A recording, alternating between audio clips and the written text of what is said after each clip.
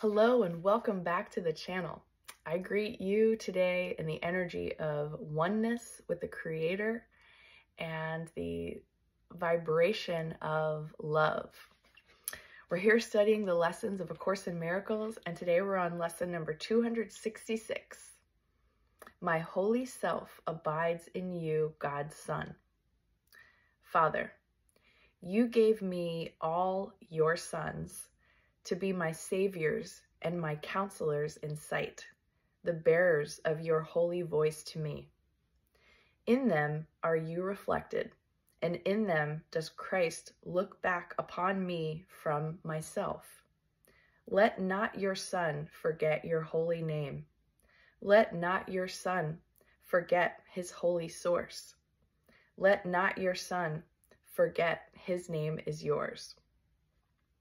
This day we enter into paradise, calling upon God's name and on your own, acknowledging ourself in each of us, united in the holy love of God. How many saviors God has given us! How can we lose the way to him when he has filled the world with those who point to him and given us the sight to look on them? My holy self abides in you, God's Son.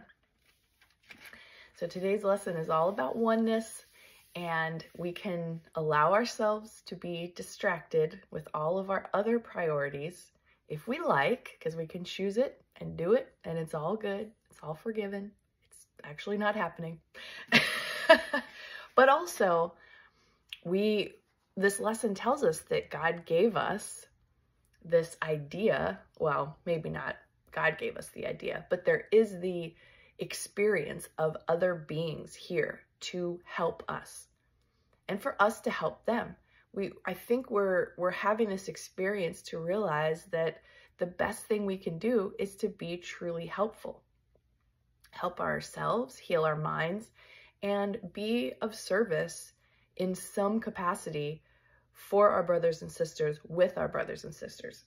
So the section that Ken Wapnick chose a reading to support this lesson is in the text, chapter 29, The Awakening. Wake up, everybody. Section 6, Forgiveness and the End of Time. And I actually want to read a little bit more than the paragraph that he selected. So this will be a couple minutes, so get yourself comfortable, open your heart, relax yourself, and take in the wisdom that is being shared here by Jesus for us to bring us all together. Don't be isolating and having your spiritual moments so far away from your brothers and sisters and then become this other false identity that you created for the rest of your day. Do your best to integrate all those parts of yourself that are the spiritual parts and the going to work parts, or the other roles you have throughout the day parts. Try to bring them into a more, homogeneous kind of purpose, and see how that works for you. All right, forgiveness and the end of time. How willing are you to forgive your brother? How much do you desire peace instead of endless strife and misery and pain? These questions are the same in different form. Forgiveness is your peace, for herein lies the end of separation and the dream of danger and destruction, sin and death, of madness and of murder, grief and loss. This is the sacrifice salvation asks and gladly offers peace instead of this. Swear not to die, you holy Son of God. You make a bargain that you cannot keep. The Son of Life cannot be killed. He is immortal as his Father. What he is cannot be changed. He is the only thing in all the universe that must be one. What seems eternal, all will have an end. The stars will disappear, and night and day will be no more. All things that come and go, the tides, the seasons, and the lives of men, all things that change with time and bloom and fade will not return. Where time has set an end is not where the eternal is. God's Son can never change by what men made of him. He will be as he was and as he is, for time appointed, not his destiny, nor set the hour of his birth and death. Forgiveness will not change him, yet time waits upon forgiveness, that the things of time may disappear because they have no use. Nothing survives its purpose. If it can be conceived to die, then die it must, unless it does not take this purpose on its own. Change is the only thing that can be made a blessing here, where purpose is not fixed, however changeless it appears to be. Think not that you can set a goal unlike God's purpose for you and establish it as changeless and eternal. You can give yourself a purpose that you do not have, but you cannot remove the power to change your mind and see another purpose there.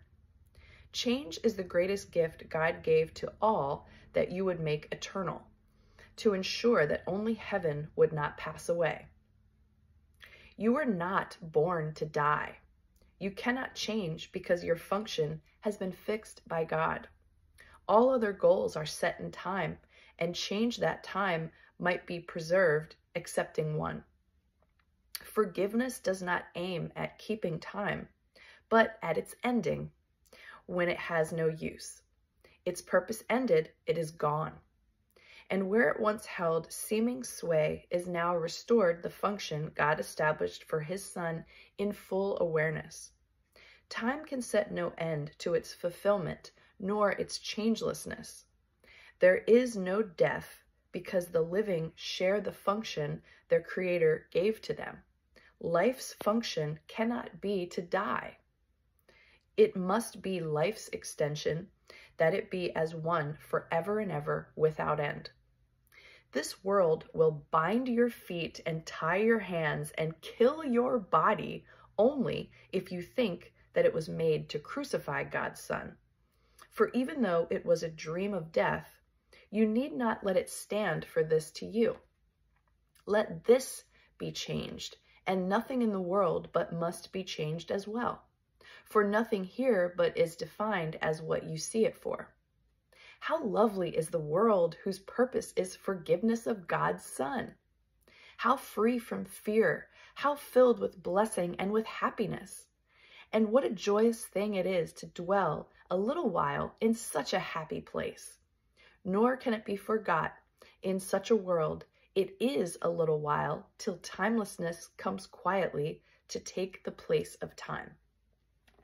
A beautiful, beautiful passage for you to read and reread. Again, that was chapter 29, section 6, forgiveness and the end of time.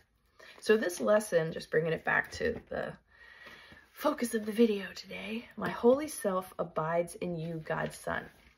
This is about loving and forgiving our brothers, because we have to get down to believing this idea that we have created separate people to project all of our shit onto, and it's no longer acceptable. I mean, at this point in the course, at this point in your spiritual practice, it's not okay to see your fake face of innocence as you project all the things that you just can't accept or deal with in yourself onto others, other people, other beings, other situations, whatever it is that you're doing.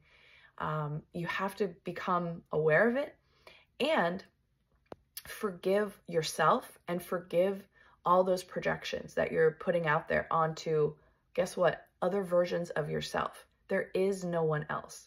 So maybe look at it that way. I just saw 9/11 on the screen. Maybe look at it that way. There is no one else.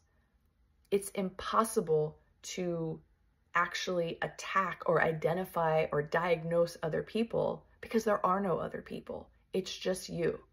So the Course is telling us, while you're still in this state of awakening and you think there's others, forgive them.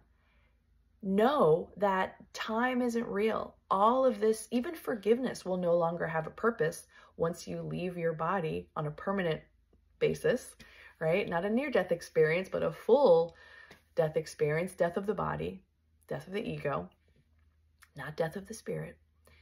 So you'll know. But why not start playing that game while you're here? Forgive yourself, forgive your brothers, take things less seriously. Start each day when you awaken into the continuation of your dream. Start each day completely fresh, clean slate. Let all that stuff go to the best of your ability. Know that the best thing we can do is to be of service, to help ourselves, help our brothers, be kind, be compassionate, be forgiving, be curious, observe things with a fresh perspective. You don't know anything. There's nothing to know, actually, at least not on this level of existence. So take that with you today in your day. I hope you have a beautiful experience with the lesson. I love you all so much. Thanks for being here, and I'll see you back here again on the next video.